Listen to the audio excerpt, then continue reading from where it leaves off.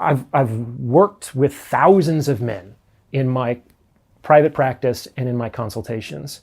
And men fall in love with strippers, men fall in love with prostitutes, men fall in love with women with personality disorders every single day. Why is that? Is it because these women love them so much? Is it because they're kind? Is it because they're supportive or virtuous? No, it's because they fuck these men to the point where their brains start to melt. Okay? And when a man has brain melting, face skewing, life altering sex, it's like a drug. And it's like all that guy can think about. And that guy isn't going to just hit and quit a woman who does the freaky nasty shit for him because he knows he can't get that on any street corner.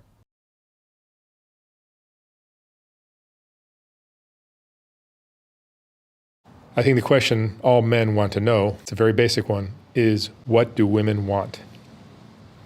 It's a very heavy one. There's a lot to it, right? There is a lot to that. That was the greatest mystery to Freud and the fathers of psychology. The true and unsatisfying answer is women want what they want. And the secondary to that is women want what other women want.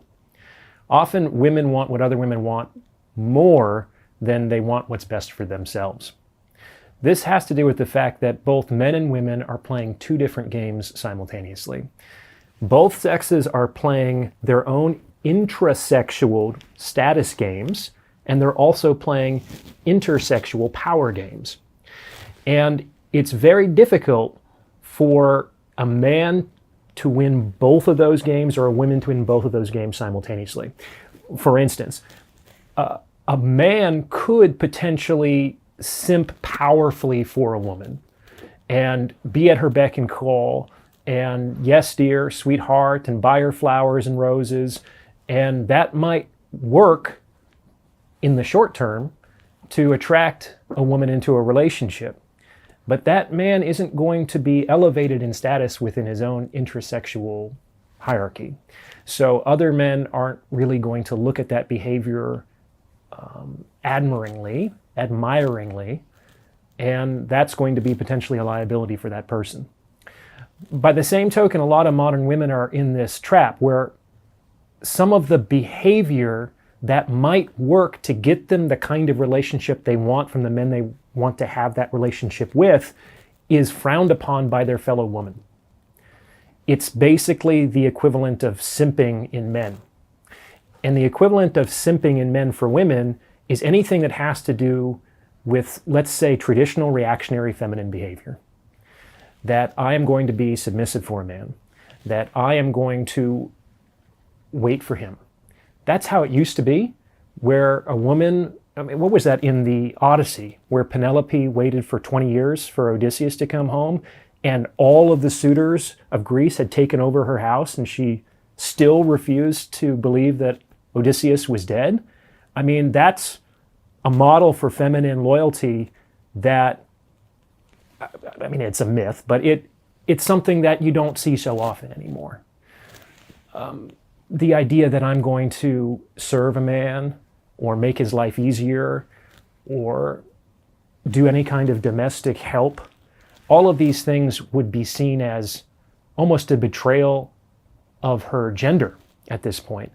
And so even though those behaviors might instrumentally help her get the kind of relationship she wants with the man she wants to have that relationship with, it would come at the cost of, let's say, the respect of the women that she's competing against in her own intersexual status games. So this is kind of how we get into our own ways these days. Orion, you have a YouTube channel called Psych Hacks, which is, I believe, is going to be it's going to be the hottest YouTube channel in the world. I think it's just the most fascinating thing I've ever seen on YouTube. One of your talks is on how is it titled? A woman can get any man she wants. How to get any man you want. Yes, yeah. And it's geared towards women. And there are three steps to that, right? Mm-hmm. Talk to me about that. Sure. First of all, I'll go a little bit more what I say in those 3 videos because this is important. There are 2 general approaches to dating, and I call them hunting and fishing. Hunting is where you can target a very specific person for a potential relationship and, pursue that one person. Fishing is more or less you cast a wide net and you develop optionality and you choose the best option that also has already chosen you. And I think it's actually in most women's best interests to hunt. Women can hunt in the dating market much better than men can. This is due to the fact that there is an enormous asymmetry between men and women's openness to a sexual relationship. I'm going to take a little bit detour. I'm going to get back to your question. One of my all-time favorite psychological studies took place on a college campus a few decades ago. And the researchers were trying to examine men and women's differential attitudes towards casual sex. And what they did is they got an attractive young college man and an attractive young college woman, and they basically memorized the same script and went up to members of the opposite sex on campus. And the script was basically like, hey, I've seen you around school. I think you're very attractive. Would you like to come to bed with me? Something like that. Women are always saying, I want an honest guy. I want a guy to tell me what his true intentions are. This is about as honest and true as a guy can get. How many women do you think responded yes to that overture? Oh, they're all going to say no. 100%. 100% of the women approached. That's a 0% success rate, said they were not interested. In fact, many of them got offended and angry at the supposition. And what happened with the women? When the woman approached men, 75% said yes. Only 75. Well, that's probably because the other 25% were looking for where the hidden camera was, because this was such a strange and unusual circumstance. They knew that something was up about this. And so their spidey sense was tingling.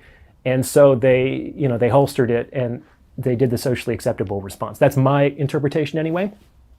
So the fact of the matter is that most women could just go up to a guy and offer to initiate a sexual relationship, and she is overwhelmingly likely to get a positive response.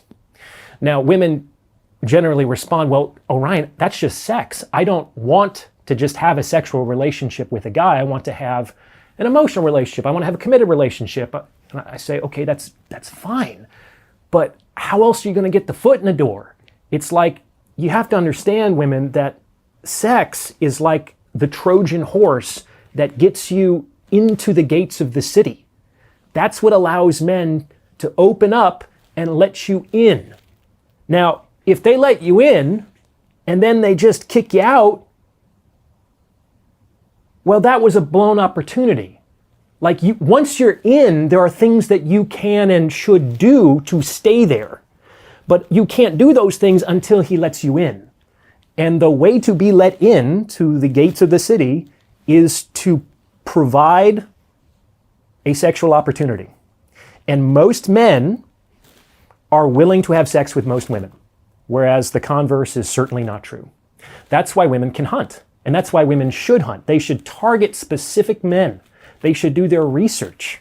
They should try to do as much stalking, broadly defined on their target as possible. They need to know, who is this guy? What is he like? What is he not like? What are his foibles? What's his reputation like?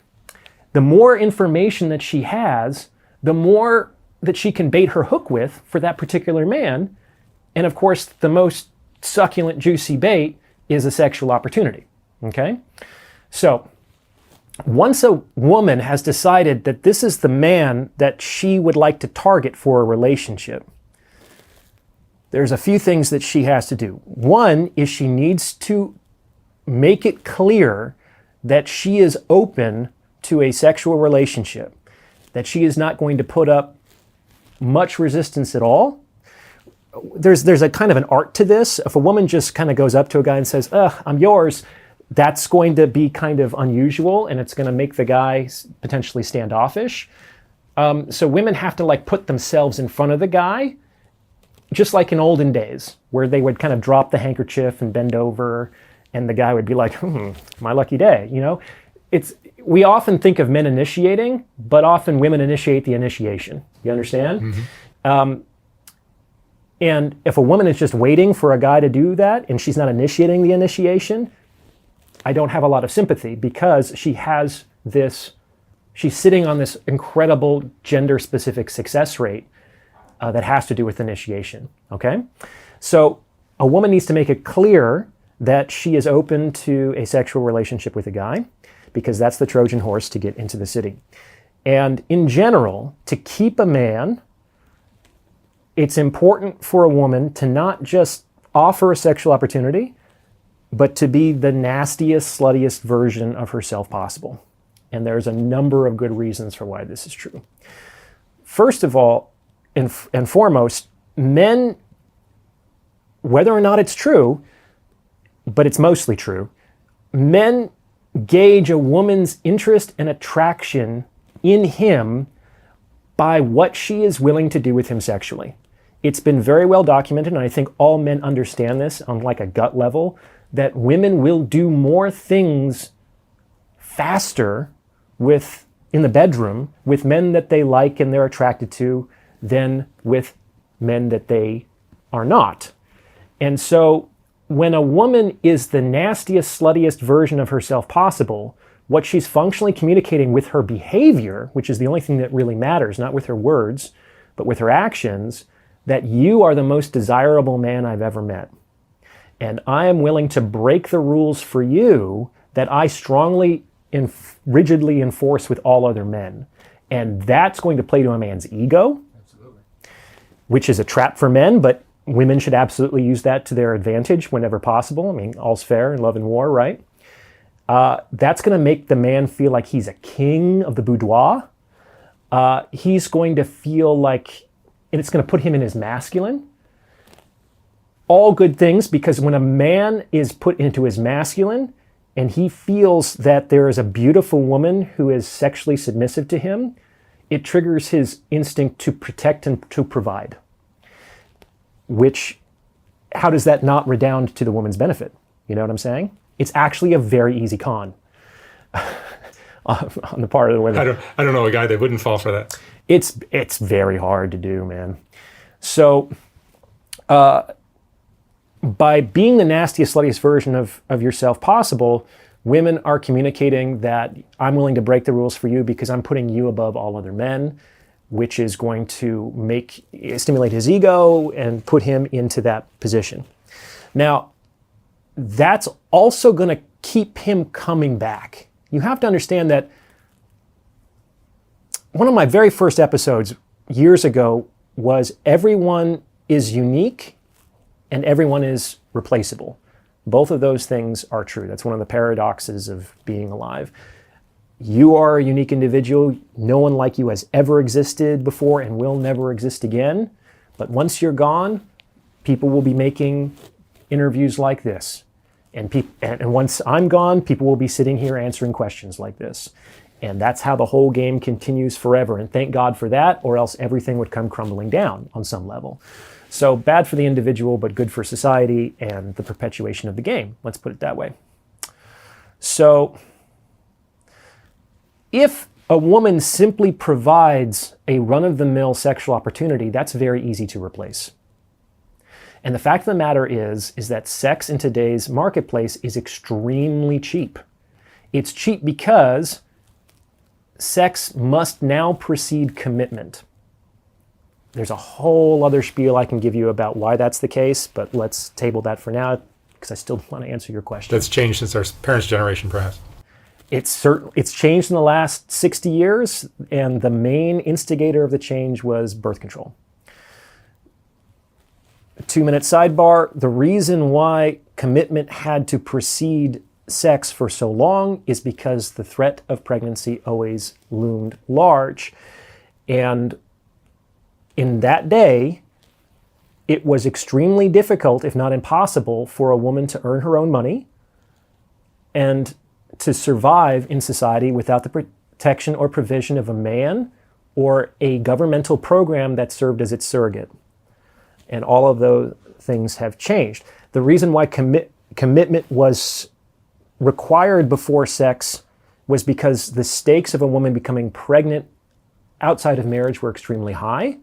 And it was upheld socially because if that man couldn't be persuaded or coerced to commit, then that single unwed mother and her children would have become society's problem.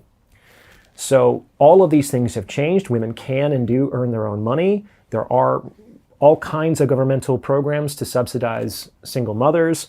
Men, whether they commit to this arrangement or not, are legally required to give women child support for the children that they sire, in some cases even for the children that they don't.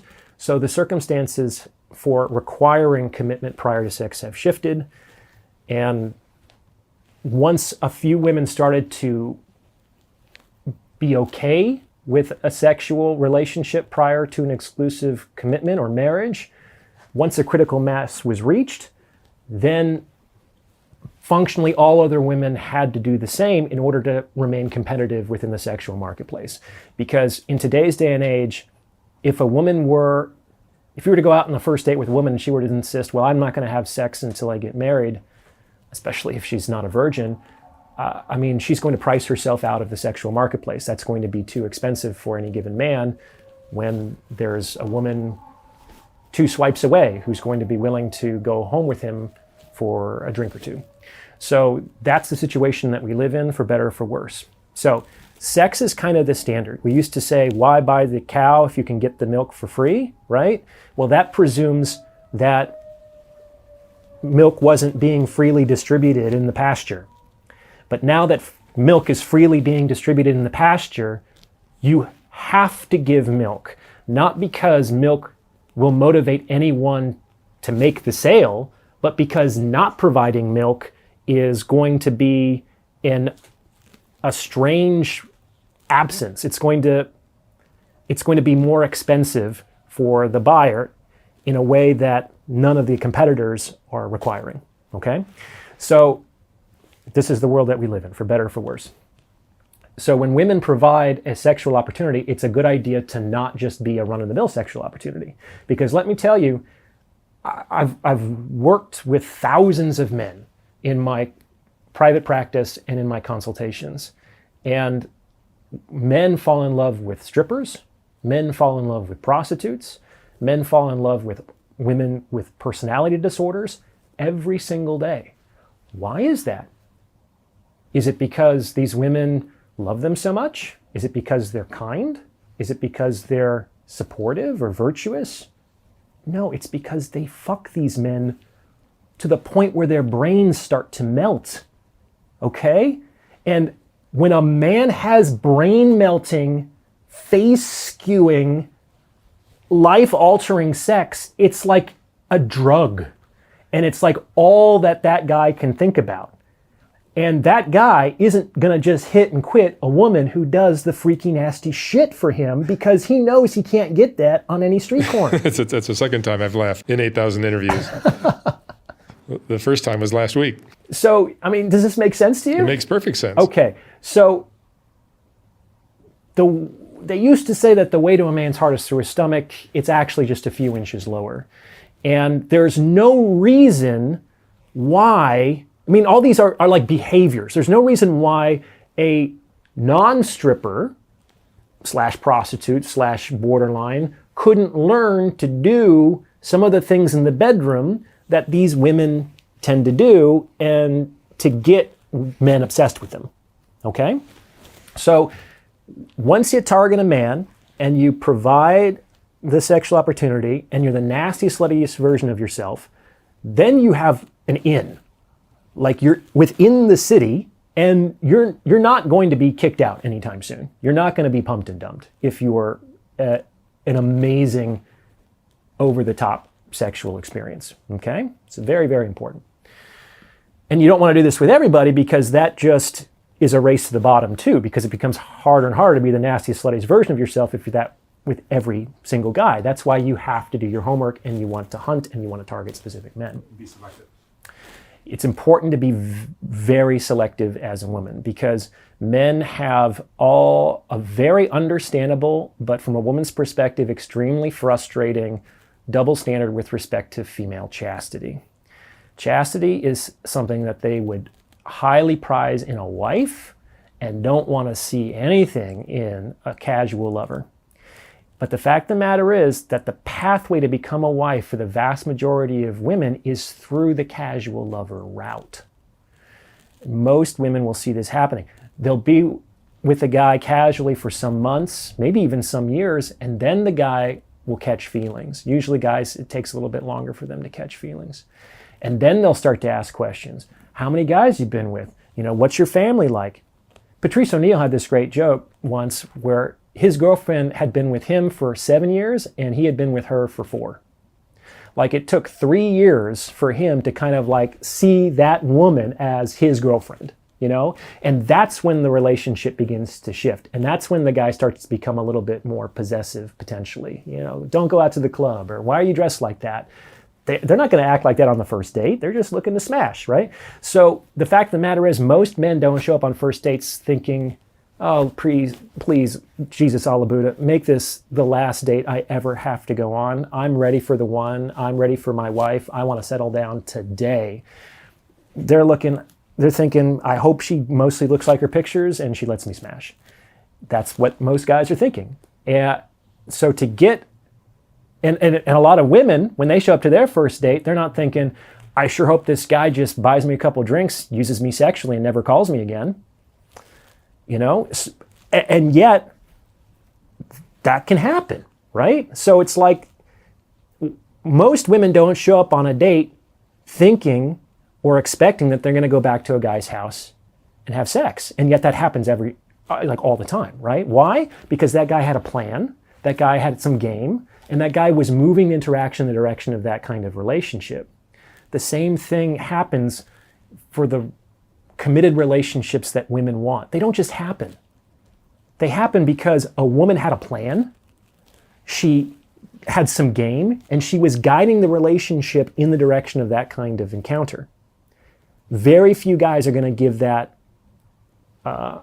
voluntarily, just like very few women are just handing out sex to guys just because they want it, right? Wanting is free. It costs nothing to want things.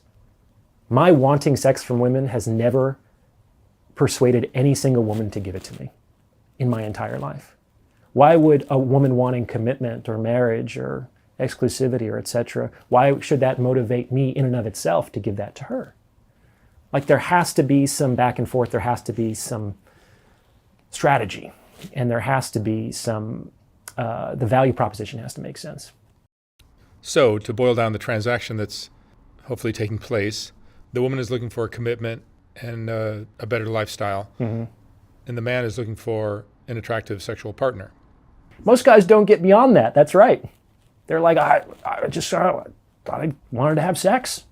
That's why I called you up. You looked hot. And eventually, hopefully, they develop feelings. Often. Not always. Not always. But yeah. I mean, what did Hannibal Lecter say? We covet what we see every day. So it's like, and there's the psychological term for that, I think, is the mere exposure effect, which is the well-documented phenomenon that people just feel more positively towards people, brands, ideas that they see every day. That's part of why marketing works, is that if I give you 2 brands and you've heard of this one and you haven't heard of this one, you're going to feel more positively disposed towards this one just because you're familiar with it. In fact, a great deal of dating and the emotion attached to that is really just familiarity as opposed to, let's say, love. But I digress. Okay, so a woman's in. She's now being the nasty, sluttiest version of herself. So how can she convert that into the kind of relationship that she wants? The key is to stay there. The key to deepen the intimacy of that relationship beyond a pure sexual dynamic is for the woman to become useful. She has to be of use to the man in order to justify her introduction into increasingly intimate circles of his lifestyle. So let's go out on a limb and say that the men that the women are generally targeting for their relationships are not just like schmoes who are sleeping on the couch in their parents' basement. These are generally guys who are successful, who are rich, who are high status, who have prestigious professions. Maybe they're famous. Like, these women weren't there for this guy's struggles. They weren't there for when he was up and coming. They're targeting him now because of his fully extrapolated lifestyle. Okay? That's basically the biggest bait that men can use to attract women, is lifestyle. The joke is basically that men want the Barbie doll. That's it. You know, we'll take the clothes off and we want the doll. Don't tell me the name, don't tell me the story, we just want the doll. And what women want is all the shit the Ken doll comes with. That's why there's Cowboy Ken, and there's Stockbroker Ken, and there's Malibu Stacy Ken. And they'll throw the Ken away, and they'll just play with the accessories in the dream house. And that's why the gendered complaints always fall along the lines of, the man is just using me, the woman, for sex, and the woman is just using me, the man, for my resources and won't even fuck me. I have never, ever in my life heard a woman complain to me, I pay for the house, I pay for the car, I gave him the kids that he wanted, and he still won't touch me. I've never heard that, not even once. And I've never heard a man complain that he was just being used by a woman sexually. I sometimes in my past, I've wondered if I just wasn't attractive enough to be used sexually by a woman. I mean, I think it might even be kind of a refreshing change of pace. And that's an interesting failure, intersexual understanding, that men don't often see the problem of being sexually objectified because they think it's a compliment. But I can see how it would be uncomfortable for women to be sexually objectified by men that they don't want to be sexually objectified by. So once you're in, you want to be useful. This guy has been targeted by you because he's got a lot going on. Don't create problems for him, because the more you rock the boat, the more time, energy, and attention he has to take away from everything that's working, which is why you're there, is to enjoy the extrapolated lifestyle, to focus on you. So don't rock the boat, don't make any unnecessary problems, and then look around. Like, open your eyes, open your ears, listen to the guy. The guy will tell you all the time where he's struggling, where he still needs assistance, where his bottlenecks happen to be, and then just start to help him. Just start to help him. If you see that something needs to be done and no one else is doing it, congratulations, you've just been elected, you know? And why would you do this? Because I know a lot of women out there thinking, Ryan, this is a terrible idea. I'm going to have to, what am I getting out of all this? I have to do all this stuff for a man? Well, what you're getting out of this is job security. Because the idea here is, once you start to do things in an instrumental way that are necessary for the maintenance and the propagation of this man's lifestyle, you become essentially indispensable to the whole machinery. It would be very difficult or painful to extricate you from all of the good stuff that guy has. That's where he's vulnerable, where he needs help.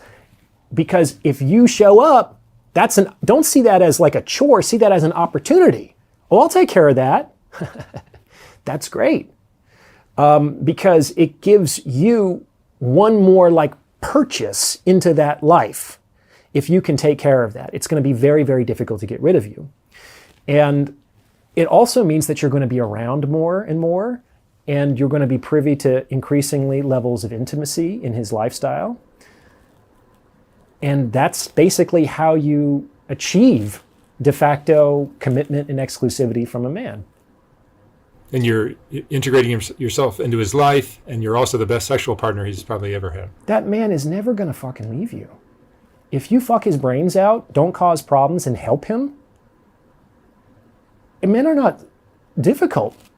Like, you can get any man that you want and keep him if you do those things. He could be a millionaire, he could be a billionaire, he could be an athlete, he could be a celebrity, he could be a neurosurgeon, he could be a rock star, whatever floats your boat. That's what you do. But there's still one thing a woman can do to screw it up.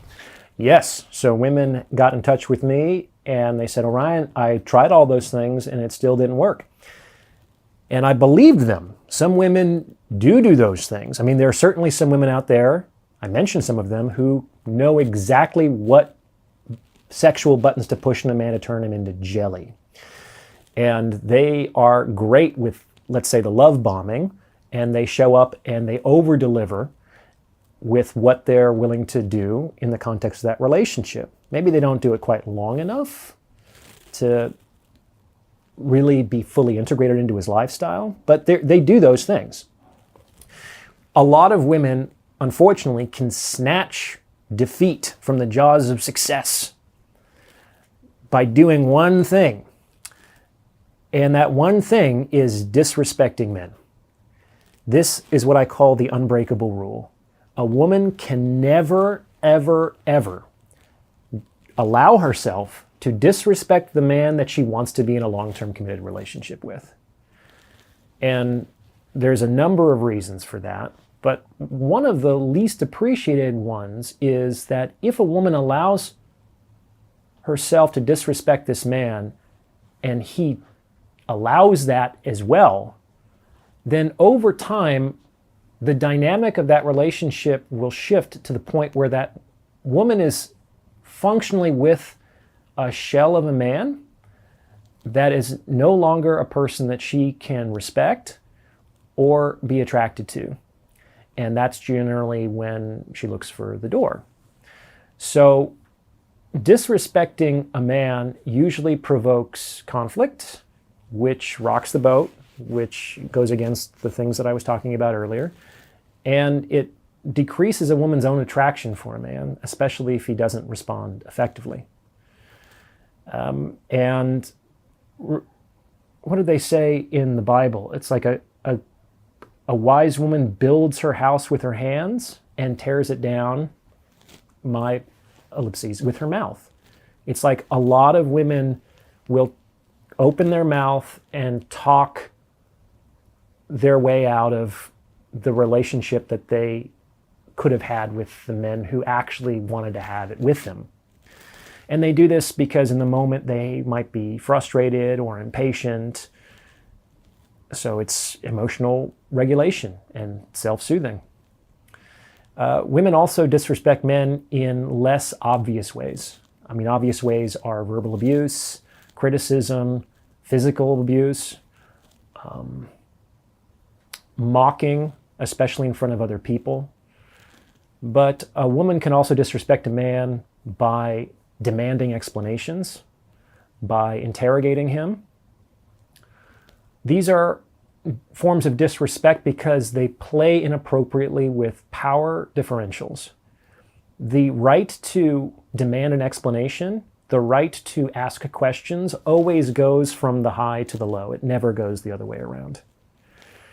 Just think about the military. If I were your commanding officer and I called you in and I told you about a mission, you wouldn't have the right to ask me a bunch of questions before you decided whether you were going to accept the mission.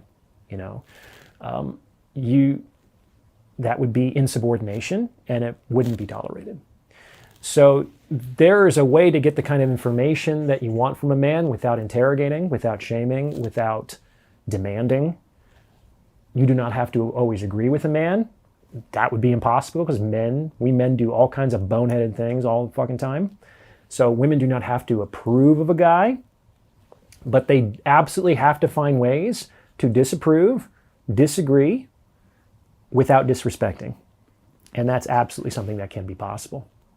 The general rule of thumb is if you wouldn't say that in that way to your boss, if you were interested in keeping your job, you shouldn't say that to a man. So that was some great advice for the women.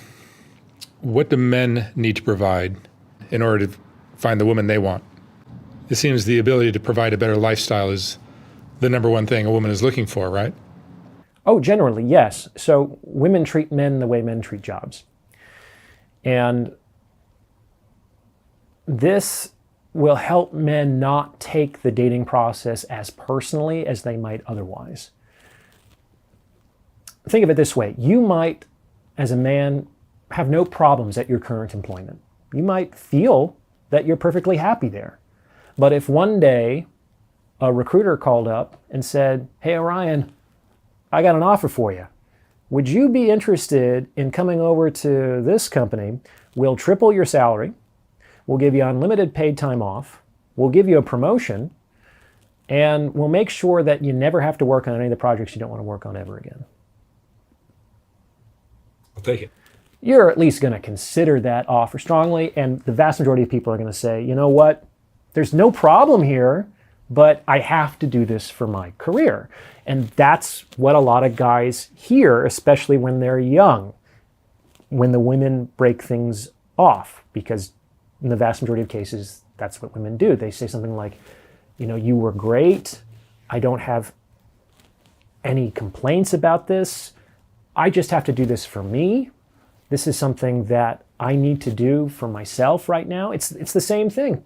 And everybody will understand at that company that this was the right move for your career. No one is going to say, oh, after all we've done for you, it's like, it's a fucking job. It's business.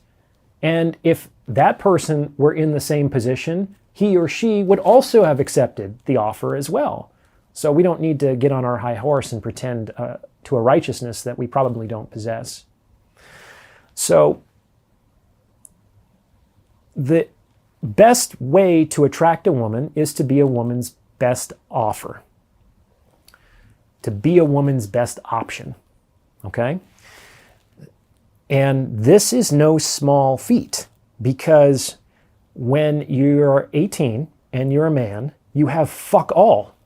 Like, it's extremely difficult to be a young man in today's society, and it is not appreciated at all in popular culture. It's very, very difficult because at 18, women don't want you because you have nothing that women want. You don't have any wealth. You don't have any status. You don't have any emotional maturity. You're not ready to settle down and have kids. You're useless. You're just a big throbbing hard-on. And you can't even use that to transact for anything of interest for the woman. And you're kind of useless to men because you have no skills, you have no experience, you have no mastery. You're a liability on the fucking team. Like, I can help you, you can't help me. God forbid I have to fall, because are you going to catch me? Absolutely not. So it's like young men are double fucked. They're at the lowest of the low of all of their status hierarchies that they have to compete in. And they can be that way for 10 years. Because it can take about that long to develop an emotionally compelling lifestyle that might be the best option for a woman that that man is authentically attracted to. Okay? So what do men have to do? They have to do a lot. And the first thing they have to do is they have to learn how to wait. So this has to do with let's call it the normalized sexual marketplace values of men and women, according to the research. So women's normalized sexual marketplace value peaks at 18 years old and drops precipitously from that day forward. It never rises again. Men's normalized sexual marketplace value is lowest at 18, gradually rises up until about 40, remains constant for about another 20 years, and then slowly declines into old age. It isn't until 30 years old that the average male sexual marketplace value exceeds the average woman's sexual marketplace value for the very first time. This means that women's default action is to act. Like, all things being equal, they will never be in a moment where they can demand the relationship they want from the man they want to have it with than today.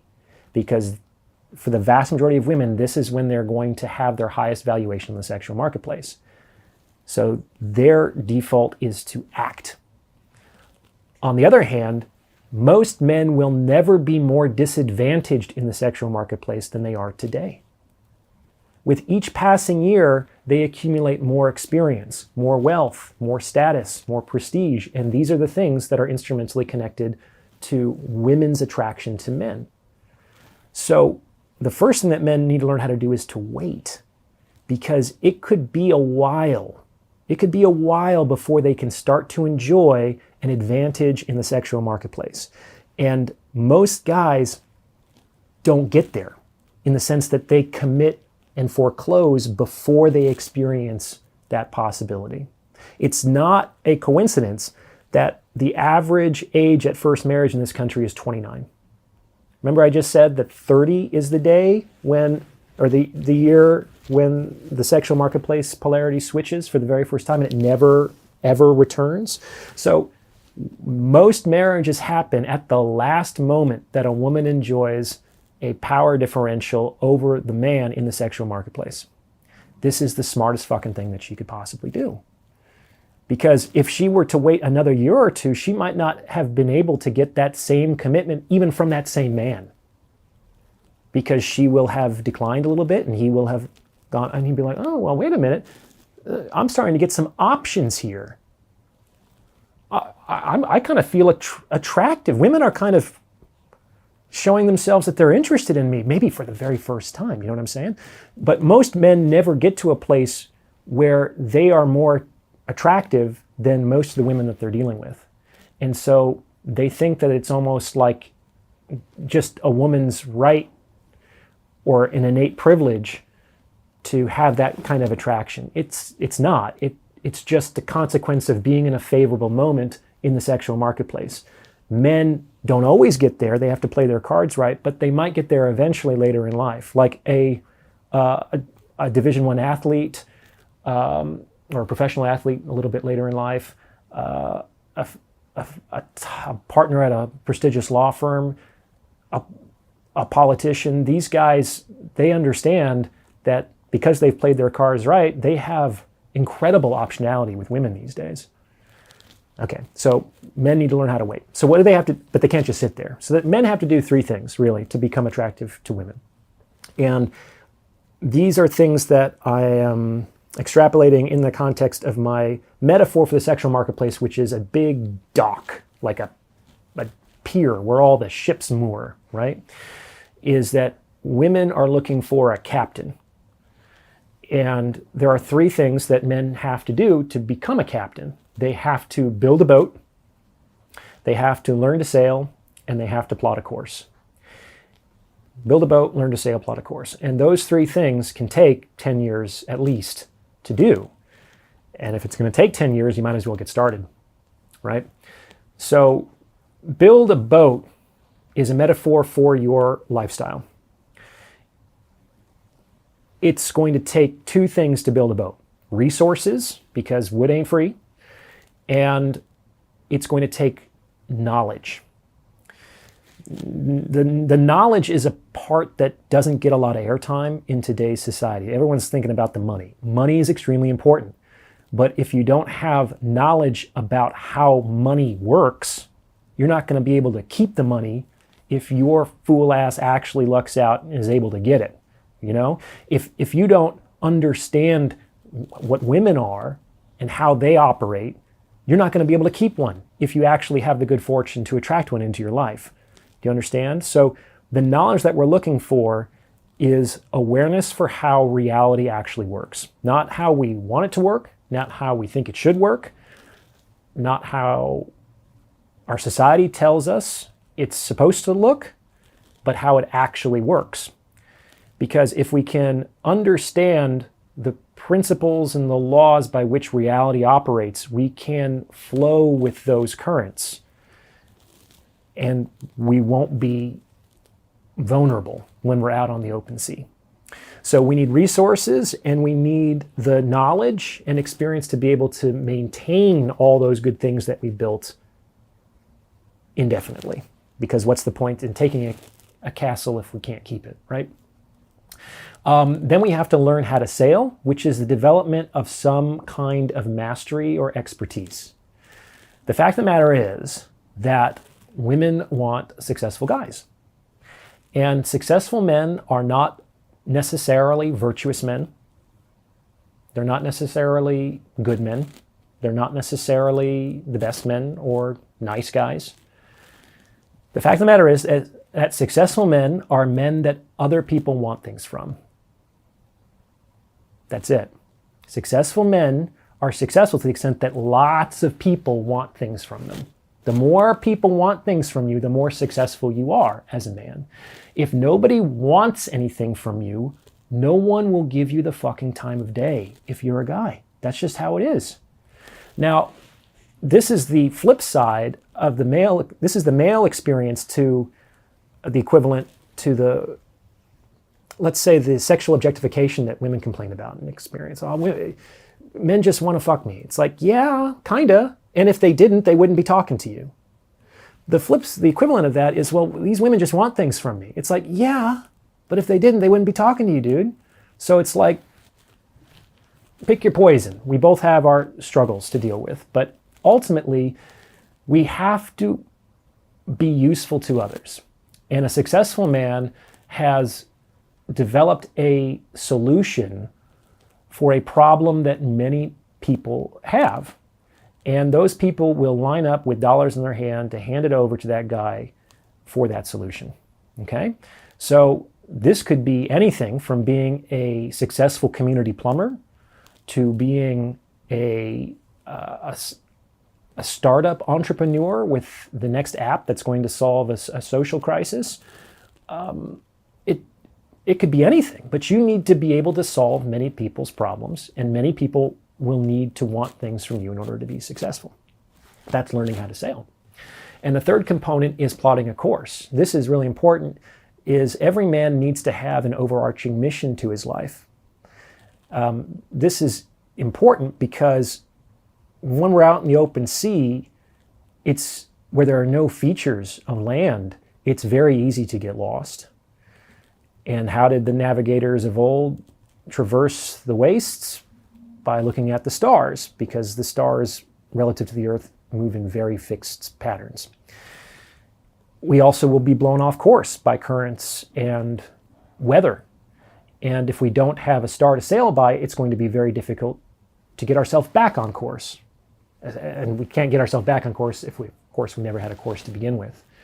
So the overarching mission to a man's life also prevents him from doing stupid things with respect to women, like making women the center of his life.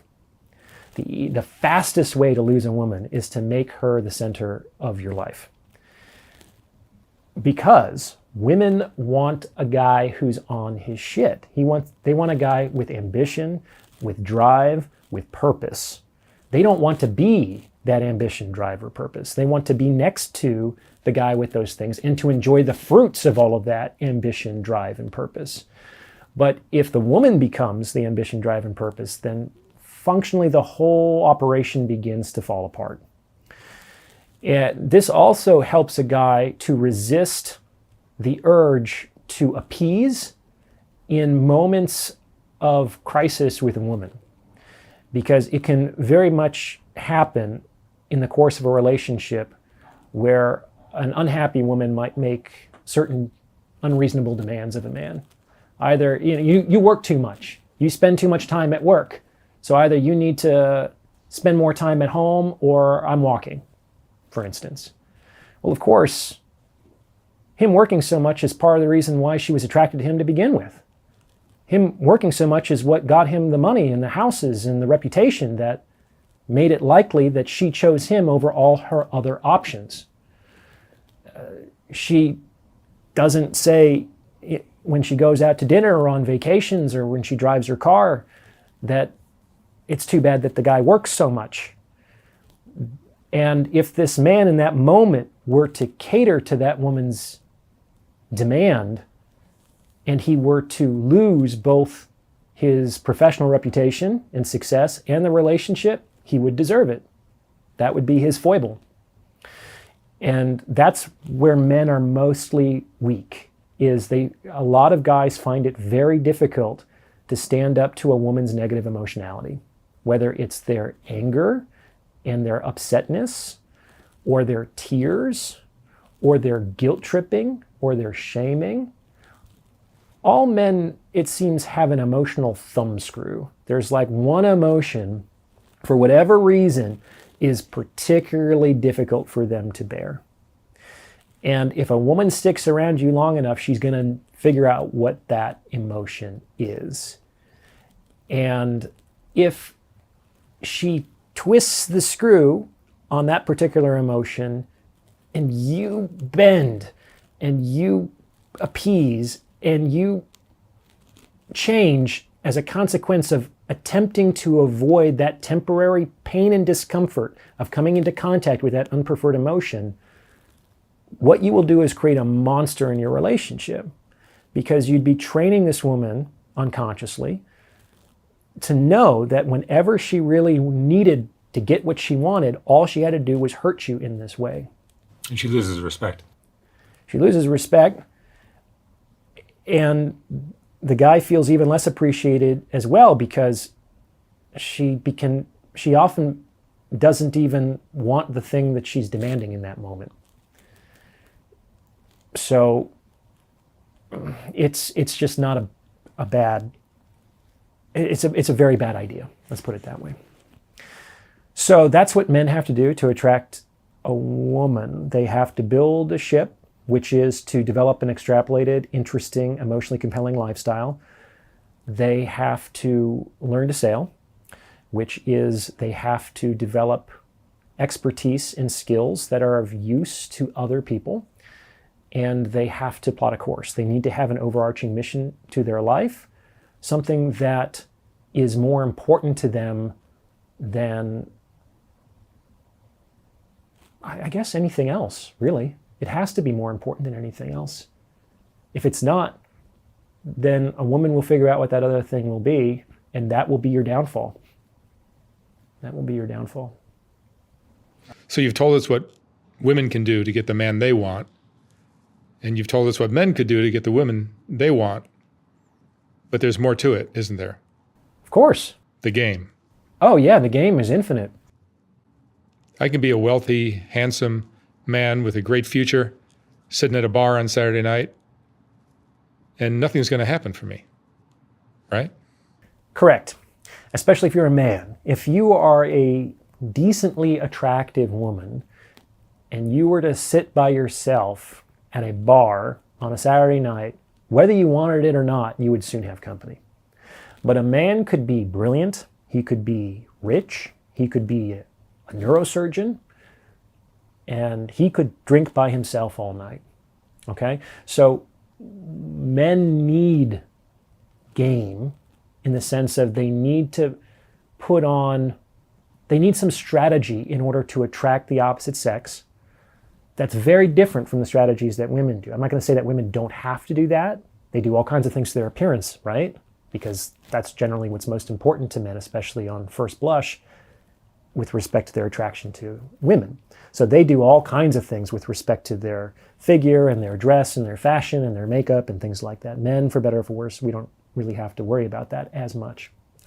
So there are a few different strategies that consistently work to increase your attraction as a man to women. Let's see if I can remember them. Cocky and playful is an old standby from the pickup community. Being like, this is a tough one. It's not the best one, but being like funny, being the funny guy can work. Like but it can also backfire, because at some point you do have to kind of transition from being kind of like goofy and playful to being sexual. And sometimes that can feel like a bait and switch to a woman. Patrice O'Neill used to say, "I wish I didn't have to laugh my way into pussy," but that was what he had to do, apparently. There is also like low activation game, which is just sort of like confidence and not giving a woman much energy. That works if you already have, let's say, some reputation buy-in. If you have a table in the VIP bottle section of a club, for instance, you already have some social validation that you have the money to spend on that. So you don't necessarily have to work as hard to attract attention to yourself, because like you did that passively with respect to your structure. And so you can actually kind of be a little bit more aloof and withdrawn, which makes you potentially seem even more attractive in that moment, right? But the essence of game is to stimulate an emotional reaction in a woman. That is the easiest way to seduce a woman, is to stimulate an emotional response in her. And it doesn't even really matter what the emotion is. It doesn't even have to be a positive emotion. I mean, that's why negging works on some level. Which is disrespecting. It's a teasing, playful disrespecting, yes. It's sort of like treating a girl like your bratty little sister. So it shouldn't be anyway, a real cold-hearted, harsh disrespect. It should be playful. The idea here is that I'm so confident in your presence that I can kind of toy with your beauty that I know will dazzle and stun and petrify other men. It has no effect on me. Confidence goes a long way. Confidence is amazing. So one of the things that a lot of guys don't understand, so I've had a few different careers in my life so far. I used to be an actor. And when I was an actor as a young man, it was easier for me to get laid than when I was a rich, successful doctor. It's changed a little bit now that I'm somewhat famous, but until I started the YouTube channel and it blew up, it was much, much harder for me to get laid as a successful entrepreneur, doctor, than being a broke theater actor in New York City. And this is baffling to guys, but the fact of the matter is that you do not need money to get laid. You might need money if you want to get married, but you definitely don't need money to get laid.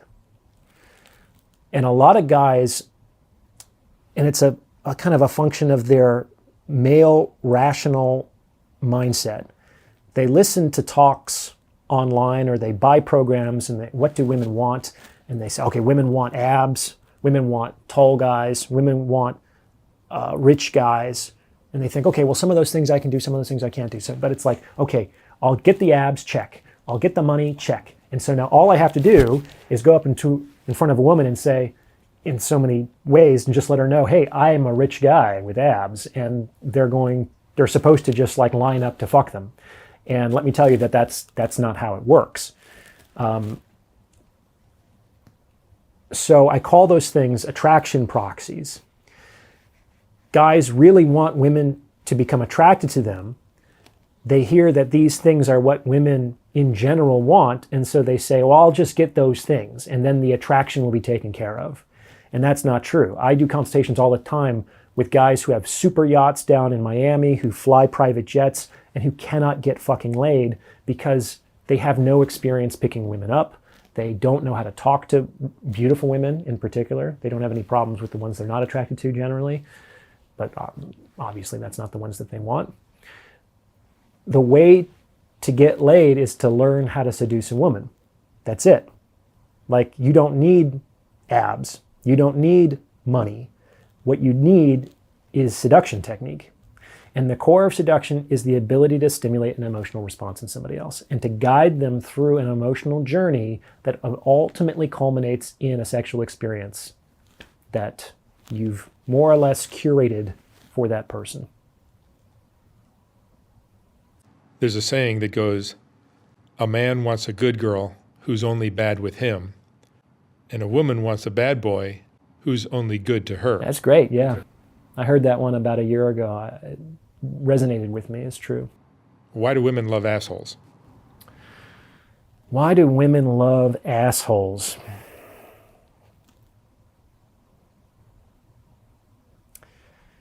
Well, there's a number of reasons for that, and there are good reasons. First of all, an asshole is generally somebody who doesn't care about another person's feelings. This isn't my term. This is a term that a lot of guys use when they're losing out. I hear it. We can use that term, assholes. I got no problem with asshole. But let's break that down. Like, why assholes do get laid a lot. They certainly get laid over the nice guys. So what are assholes doing, or how are they being with women that is allowing them to have and enjoy greater success than the nice guys out there? Well, like I said, one of the first things about assholes is they don't care how other people feel. And what did I just say a few minutes ago is like the Achilles heel for most men is the negative expressed emotion of women. I'm upset with you. I'm angry with you. They start to cry. It's like, on some level, a nice guy will be too empathetic, will say, oh, I'm uncomfortable with this woman's distress.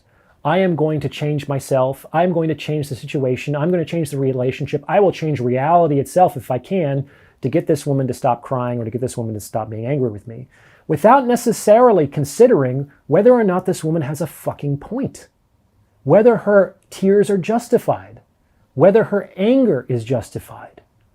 Like, for better or for worse, men and women can get angry inappropriately.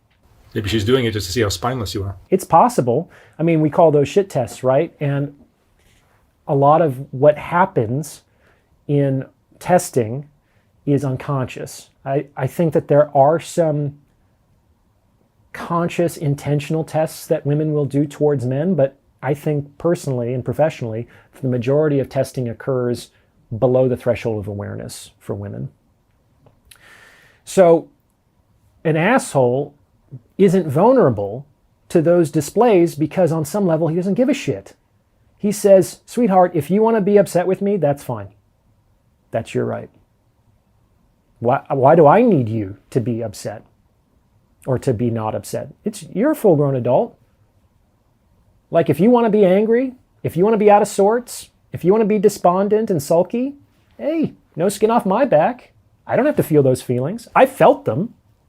I know they're not pleasant. That's why I prefer not to experience them. But for whatever reason you want to feel that way, knock yourself out, sweetheart. I'm not going to stand in the way of you and your feelings. And let me tell you, to the extent that those feelings were instrumentally attempting to change that man's behavior, if a man responds that way, that emotion will disappear very quickly because it doesn't work. Most people don't persist in strategies that don't work. If someone persists in a strategy, it's because it at least partly works. The word dysfunction is mostly the word function. Dysfunction is mostly functional in that it gets what it wants. That's why it exists.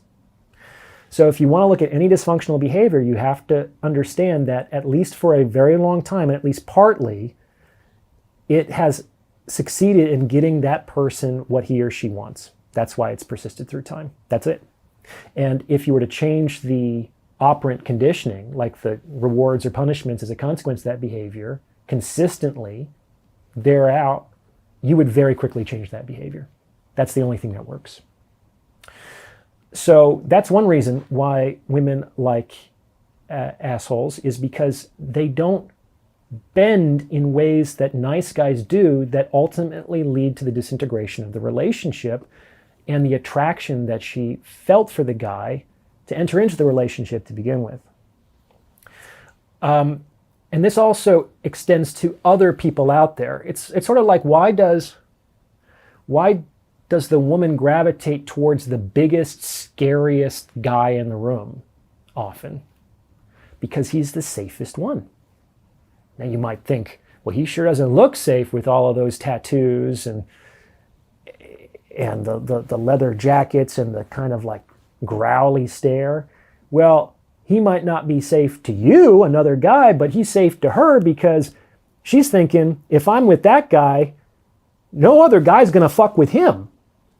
So I want to be with the guy that no other guy is going to fuck with. And assholes, they fight back. They don't just say, oh, sorry, maybe I did something wrong there. Let's work to friends, get along. An asshole will be like, go fuck yourself, man. Why would you do that? And they don't have a problem being disagreeable, and they don't have a problem fighting for what they believe in. Now, some assholes are narcissistic, and what they believe in is just their own misguided self-interest, but not all of them, right? So, but in any case, they are willing to fight for what they believe and what they want, and that's what makes them more safe to women than guys who aren't willing to fight. Assholes also often know that people don't like them, and they've developed a kind of social callus around that, which gives them a social freedom. When you talk to most guys, the thing that paralyzes them socially, whether it's with other guys at parties to make new friends or with women picking them up, is they're afraid that they're going to look awkward or they're going to say something and people aren't going to like them. But when you're an asshole, people already don't like you. I mean, what's the fucking threat here? You know what I'm saying? So because I'm used to people not liking me, because there are people today right now who don't like me and I can deal with it, I have a social freedom that you don't. I can speak my truth because I know what happens when people disapprove or disagree with me and they hate me. Not much. Like, they get all bent out of sorts and life goes on. Assholes often get into trouble because they also understand that rules are, this is going to sound shitty, but rules are really just suggestions to maintain social cohesion at the mass level. But every rule has an exception. Every rule was created by people, and so every rule can actually be undone by people as well. An asshole knows that it's not a virtue to simply follow a rule because it's a rule. Like, it has to make sense. It has to support, I guess, his goals, whether they're personal or the social goals. And he doesn't mind necessarily transgressing those rules from time to time and getting into trouble. Because trouble is not really a real concept in many respects. Some of the darkest moments that some of the people I look up to have been in were really ways for them to launch their careers and their missions to an even higher, greater level. Like when Dr. King was arrested and thrown into the Birmingham jail, do you really think that he was in trouble? I mean, he has a mugshot, he was arrested, there he was in jail in handcuffs. That's about as bad as it gets in today's society. But it was an opportunity for him to write some letters, and it was then a pivot point to draw even more attention to a social cause, which generated even more momentum. Trouble, like a master can use anything to his benefit. Trouble is wasted on those on just the unmasterful. Like, nothing can go to waste to a master. Not a crisis, not a disaster, not a disagreement. Anything can be used to serve once you understand reality, once you have experience and expertise, and once you know what your purpose and mission is. Anything can be used to further that. You have nothing to fear. So I would say that in many respects, that's why women like assholes. Excellent. Fascinating talk. Let's take a little break, and Sure. We'll continue this, and I'll post it in a week for people that want to hear more of Orion. Thank you. All right. Thank you.